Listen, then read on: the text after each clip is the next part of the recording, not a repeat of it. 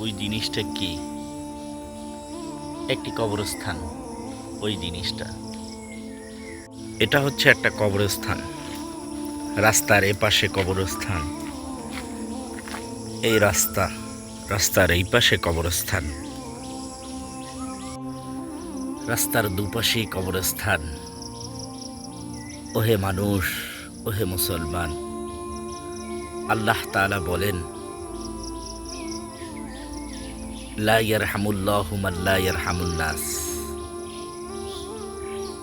আল্লাহ তাআলা ওই ব্যক্তির উপর রহম করেন না যিনি মানুষের উপর রহম করে না। আপনি আমি যদি মানুষের উপর রহম না করি, আল্লাহ তাআলা আপনার আমার উপর রহম করবেন না। যখন আমরা ওই জায়গাটায় শুইব, এই কবরস্থানে যখন আমরা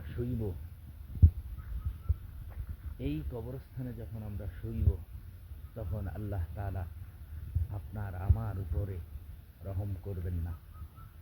কারণ আল্লাহ তাআলা হাদিসে বলছেন যে আল্লাহ ওই ব্যক্তি, যেই ব্যক্তি মানুষের উপর রহম করে না, আল্লাহ তাআলা ওই ব্যক্তির উপর রহম করবেন না। তাই আমাদেরকে দুনিয়ার মানুষকে মূল্যায়ন করতে হবে, সম্মান করতে হবে, স্নেহ করতে হবে, ছোটদেরকে ভালোবাসতে হবে। অহংকারী দেখানো যাবে না।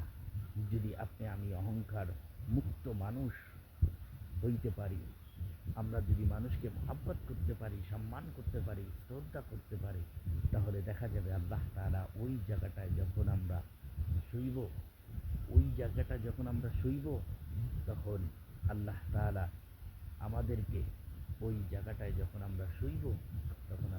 আমাদেরকে রহম করবেন, দয়া করবেন, রহমত করবেন।